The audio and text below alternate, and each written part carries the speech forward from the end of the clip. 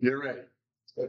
So it says mediation and negotiation for patient advocates, but actually what we're going to talk about is using communication to settle conflict resolution. And there's three major tools in conflict resolution, and you've heard about them all. There's arbitration, there's mediation, there's negotiation, and they are distinctly different. Arbitration is like a judge and a jury. The parties come in, they give their best presentation, the arbitrator makes a decision, and everybody's got to live with it. With patient advocates, we don't make decisions, so we certainly won't be getting involved in arbitration. And then there's negotiation. Negotiation is goal oriented. And so you want to accomplish something and you want the other side to give that to you. So you use your communication skills. I want this bill reduced. So you're going to argue back and forth until everybody comes to some place where they agree. Usually what happens in negotiations is not everybody's happy. Walk away. Somebody's going to walk away saying, I didn't get what I wanted to get. And then there's mediation, which we'll really talk about today. Mediation is a complicated process of balancing the needs and wants of both sides, getting them to compromise, and coming to some kind of agreement. And all mediations will come to the true middle. Just have to know if you look at it as a piece of string, it's going to be where the middle of the string is. But you got to know where the two ends are. You got to know what the parties want, what's going on. So causes of conflict, especially as mediators, what we see. We have relationships. What are the relationships between parties? It's a mother who wants a do not resuscitate agreement, and the kids are saying, no, Mom, we're going to take care of you. We're going to get everything done for you. There's your relationship, mother and children. You need to know what that relationship is. Then you have these structural problems. Are they going to be unequal? Is one of the parties dominant over the other party? And so the dominant side looks like they're always going to get what they want. The other side's going to give in. And then you got value. What's the value of what we're trying to accomplish? And there's going to be different views of what that perception is. No, is this thing here worth perceived value? Is this thing worth 50 cents? You pay 50 cents for this? You pay a dime for it? I'll pay more on Thursday. Would you pay a penny for it? Sure. Or would you pay $10 for it? Well, you're not going to pay. So you got to know what the value is of everybody who's trying to negotiate. And then we have interests. We have what's the hidden agenda, the thing that trips up every mediator. Years ago, I'm an Irish citizen. Years ago, I was involved in negotiations on the community level to get the Good Friday Agreement ratified. So we would go into communities and would help them to settle disputes.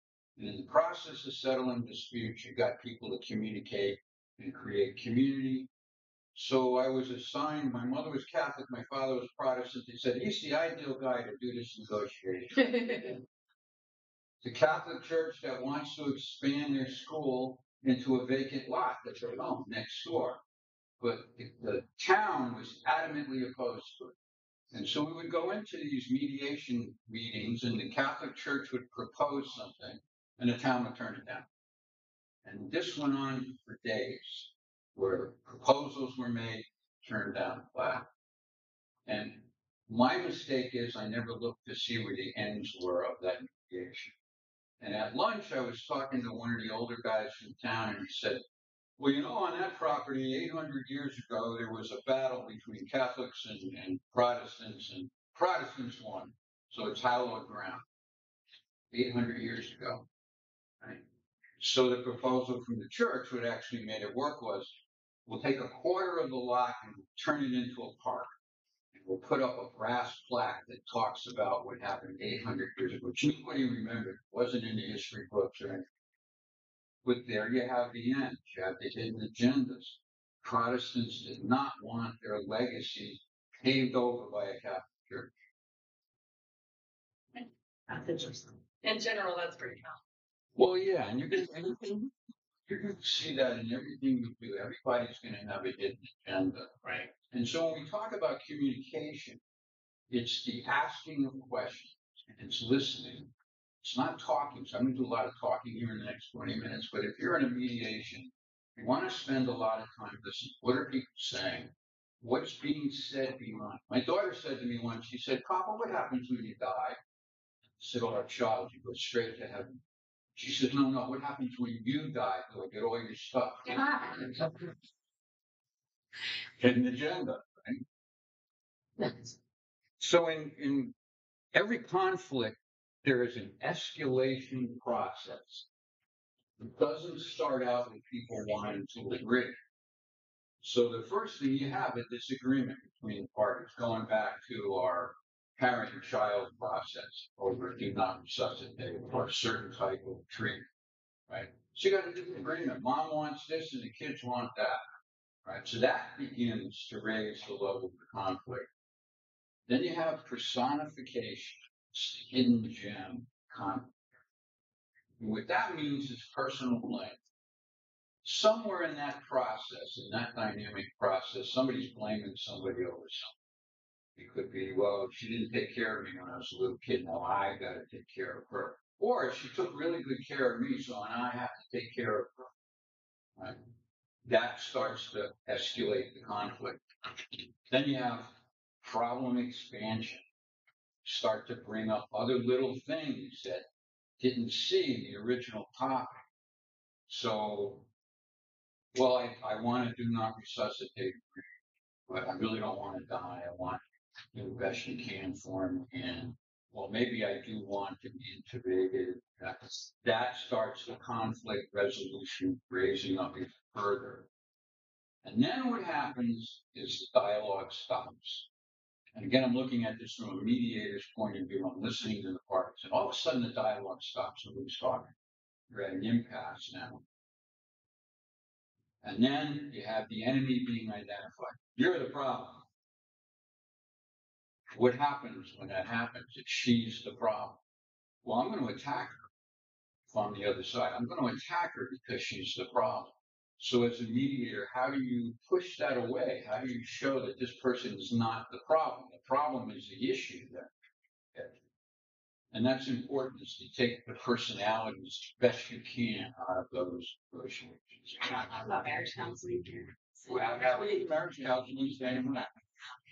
But those guys get a whole lot more money than I do. And then you're going to see, if you've made it to the point where an enemy's been identified, now you're going to get open hostility. And people are going to be mean to each other. It's going to throw everything off. All kinds of things that are not related to the topic that you were discussing are going to come up. You did this in 1982. It was a battle here 800 years ago, that sort of thing. And then you get polarization. Two sides just move away completely from each other. Kind of how we have our political debate today. Everybody is polarized. Everybody wants to talk to the other side. And at that point, you've lost. Game over. Start all over. Come back another day. So there's three mindsets that you're going to see as you're mediating between parties. And the first one is the rational mindset. This is somebody you can reason with. And it's rare. But if you have that, you're halfway there in getting your problem solved. Then you have an emotional mindset where everything is about how I feel. I don't want my mom to die, so I don't want her to have a DNA on her. Or I'm really excited about this. I feel really strongly about it. You hear somebody say, I feel really strongly about something, going into conflict at that. And then you have the wise personality, like they know everything. And you can't bring up anything that's going to be different for them. That's another difficult problem, that mindset. So I'm going to tell you about the iceberg principle. And all mediators have to deal with this at some point. Above the surface is the issues. This is the issue we're trying to get the parties to agree to. But underneath that, and it's below the surface of what you're discussing, you're going to have personalities, you're going to have emotions, you're going to have personal needs, You're going to have needs that are outside of the mediation. You're going to have self-esteem. Nobody wants to be the loser. Or, I like being the loser. Hidden expectations. I thought it was all going to be like this. Of course, it wasn't. And then unresolved past issue. So you can see that is a very complicated process of trying to bring people to the middle. So your group is either going to be engaged in the process, or they're not going to be engaged. So, it's a slippery slope. Here they are, they're talking, they're not engaged in what you're talking about, they're not engaged in what the other side is saying. And then the other side is actively not engaged. And you'll see that when people cross their arms and cross their legs, they got a problem. They're not engaging in what you're discussing, so you're not going to get any movement. So the circle of problem solving that we want to talk about, and this is probably the most important part of what I've got to tell you today, is the first step is you have to describe the problem. You as the mediator has to say, this is the problem. That's not the problem, that's not the problem. This is the problem. So you're going to describe it to the partners. Then you have to gather information. What are we talking about? What is the information? I mean, a good mediator never goes into a mediation unprepared. You better know what the topic is. You better know who the parties are. Better know what their desires are. Otherwise, you're not going to get it. Then the next thing, and this is probably the most important of these issues, is you have to describe desired results. This is where we want to be. Here's the middle of the road. This is where we want to get to. If you don't describe where you want to go, they're not going to know where to go. Somebody told me I had to be in New Orleans today to give this talk. Well, if they told me I had to be in Charlotte, which I would have spent the night there because of delays, it wouldn't have worked out. So you got to be able to say, these are desired results. These are where we want to get to. Number 4 is you got to propose solutions. They may not be the ideal solution, but you're working to get to the middle. So you propose solutions. Well, what if we do this? Maybe it's not the full solution, but it gets the parties moving. Momentum is critical to any kind of mediation. If you're not moving along, if you're sitting there with your arms crossed, you're not going to go anywhere. And then the final step is you have to agree or disagree on what that proposed solution is. So if you're in a mediation and you propose something and both sides say, no, I'm going to do that, move on to something else, don't belabor the issue because that's what you think is.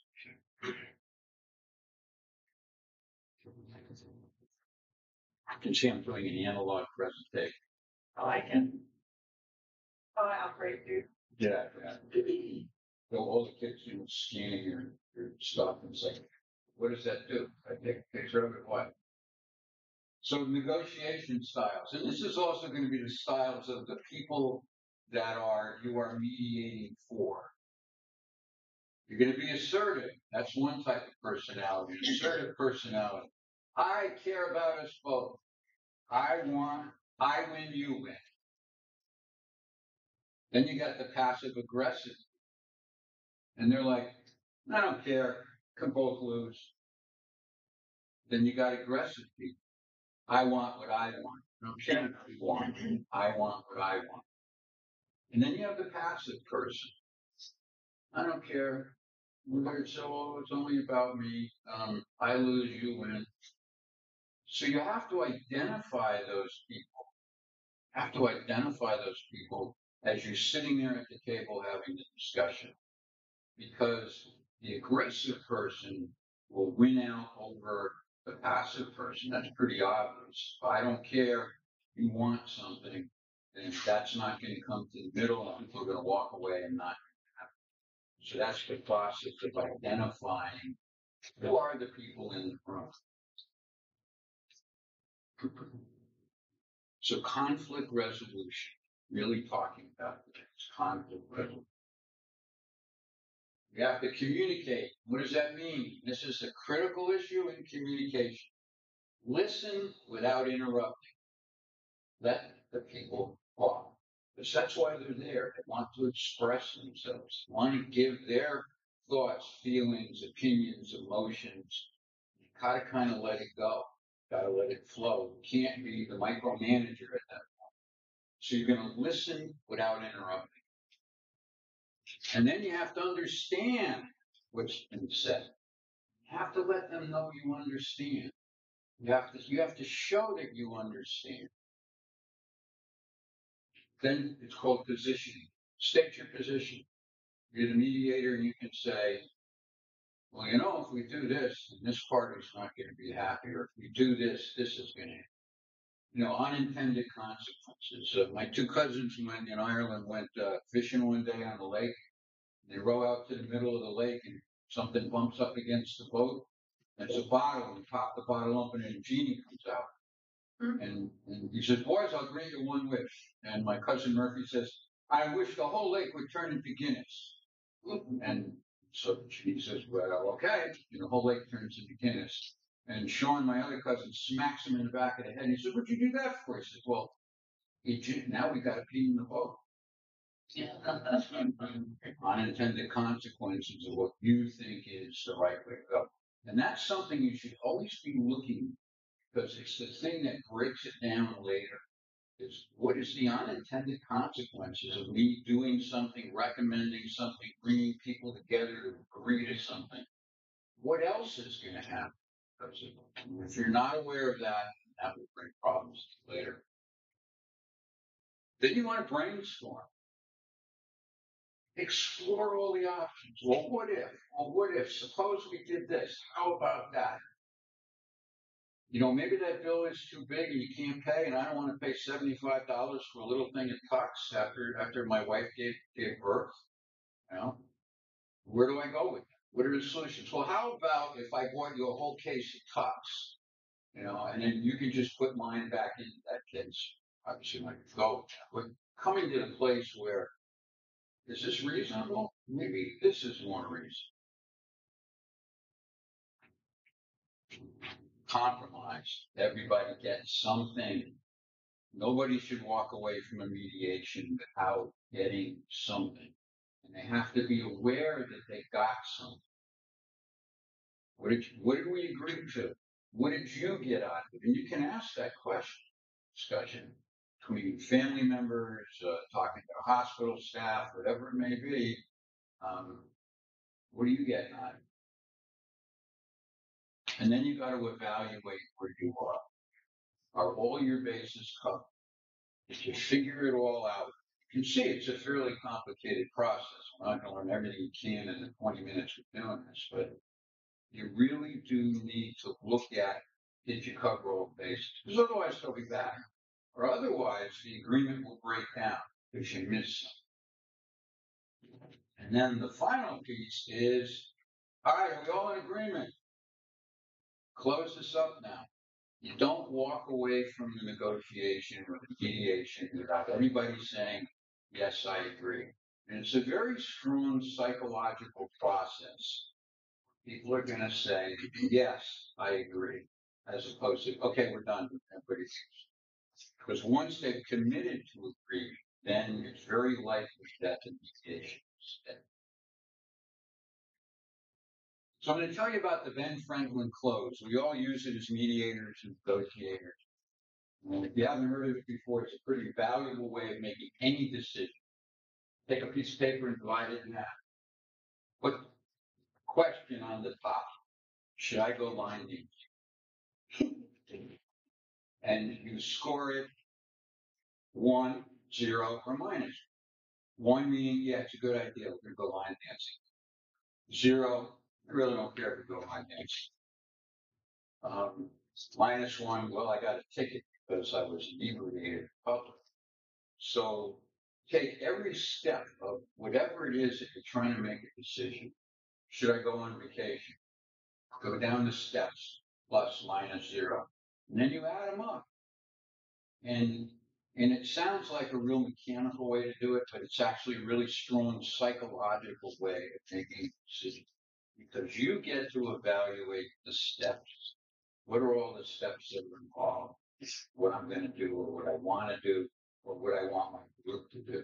And you can do that in mediation. You can say, all right, so what are the steps? Where do we want to get to today? Take each step and you get them to grade it. Well, I think that's a great idea. I think it's a terrible idea. I don't care. And then the last thing I want to give you, I think I'm right about on time, right? Okay, the last thing I want to give you is perspective. And I have a little cartoon, and if I had a slide, I'd be able to show it to you. But there's a guy in a desert island. He's been there for a long time. You know, typical cartoon with the palm tree, the guys are all raggedy clothes. And he sees a guy in a rowboat coming from up, and he stands up, I'm saved, the boat. And the guy in the boat is rowing, and he sees land, and he says, I'm saved, land. That becomes critical when you're putting your stuff together is what is the perspective of individuals that you're dealing with? Where are they coming from? A woman asked me once in Ireland, it was in Belfast at the time, and she said, do you believe in God? I said, yes, I do. She said, yes, but do you believe in the God of the Protestants or the Catholics? Okay, so perspective. I'm assuming she was Catholic. So I'll throw it open to questions. I just have a comment, two comments actually. One, I sat through a disclosure of baby died in the hospital. I was there joining a mediator. I did not want to do the mediation, even though I'm trained mediator, because I felt I was there for the patient. I could not be neutral. The executive of the hospital, I felt giving her a bunch of bullshit. So I said, this, I can't, in my head, I'm saying, oh my gosh, she's believing this. But she was satisfied. And that was my goal, was to try to be satisfied with a common discussion later. But her father was a baby's grandfather. He was angry, but I had to try to hold him back because it wasn't about him. So I think we have to remember that we have to be open to whatever the two sides are interested in, even if it sounds ridiculous to us, that's what they agree on and they're happy, then so be it. The other thing I wanted to say at the beginning, you were talking about conversations, is to be really careful of exaggerated terms or how we describe things. So if somebody explains this room is a mess, or this my care is a mess, to be more specific, to be non-judgmental, or not using judgmental terms. So if I say that this is a mess, to be more specific and encourage people to not be judgmental on the situation and encourage them to say, well, tell me what you're talking about exactly. Because people get offended when they hear, it's not a mess. What are you talking about? Well, a mess to you may not be a mess to me. That's a really good point. The room is a mess. Pizza boxes all over the place. You leave your socks on. Right. And it makes a huge difference in getting to that decision. The other problem we have is that when we recreation, it's that you are really supposed to care for your client. So it's really hard to do a mediation when you've got the best interests of the client. Now it can be done. It can be done if you follow the principles of trying to keep everything in balance, trying to bring everybody to the middle. Because you got to remember your client may be at the extreme. That person needs to be brought back towards the middle. Because if you get an agreement, people are at opposite ends, that agreement will break down. It's not the true middle. You're not at the middle, it's not going to work. So I have a comment, and I ended up in a mediation situation, not wanting to, but it needed to happen. And I don't know how most other things happen. I have yet to have a client be the payee. I've always had the payee be different than the client. And so it's interesting that you say that because you're actually committed to both people to a degree. And so I don't know how other people handle it, but when I have a payee and a client, I always tell my payee, if the client asks you not to share something, I can't. So you got to understand that you're hiring me to do that. So I had a dad and a daughter client, and the dad was helping his daughter. She had a lot of disabilities. We were trying to get a disability hearing, but the goal that they hired me for was to help coordinate all the medical care and make sure doctors are consistent in what they write, because it can get thrown out if it's not. And it's amazing how many times it's not consistent. But the father, who he got very frustrated with his daughter because he was putting out all this money. He didn't feel like she respected that. But yet she felt like, I don't have a choice, and I'm very grateful, but it's like they weren't talking. And I literally had to go in and play like I was a parent. So, but I needed to not upset my payee, but I needed to defend my client. That was the most challenging situation. So I asked the dad what he needed. I asked my client what she needed, and I put everything in his hands straight up and we laid it out, and there came to an agreement of this is how much dad will do, and you know, this is cut off here. But it's not always easy, if you will, because oftentimes you have two clients in that respect. I can make it slightly easier. Yeah. You make it slightly easier. We are patient advocates. We are not paying. Correct. And you have to be very sure that the person paying the bill understands, because you are not going to make a decision based on what the pay wants. You can't do that. So when somebody's paying the bill, like for the daughter, when you sit down with that person, you say, my job is to get your daughter best possible, whatever that is. Thank you for paying for my time. That really limits the input that the payee has. We have patient advocates, not paid advocates. And we should never be direction. When we talk about hidden agendas, well, I'm paying the bill for my daughter. She damn well better do what I tell her to. Right.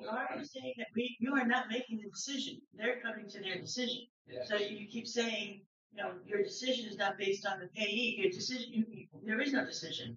My role is to let them come to a decision. If they can't, we have to come back another time.